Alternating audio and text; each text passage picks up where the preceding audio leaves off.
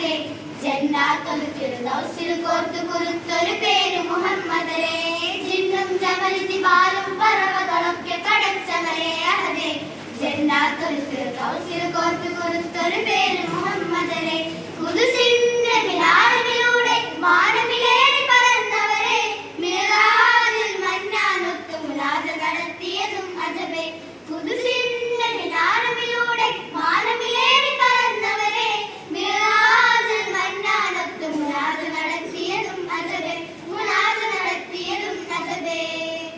താളത്തിൽ അരവനമുട്ട് ഈണത്തിൽ ദഫും കൊട്ട് ഈരാവ് പിറന്നാലെന്ന് നബിയോട് മംഗളമേ ഇന്നീ ദുനിയാവിൽ അലങ്കൃതമായവരേ നബിയെ സുബരേ ഇന്നീ ദുനിയാവിൽ അലങ്കൃതമായവരേ നബിയെ സുബരേ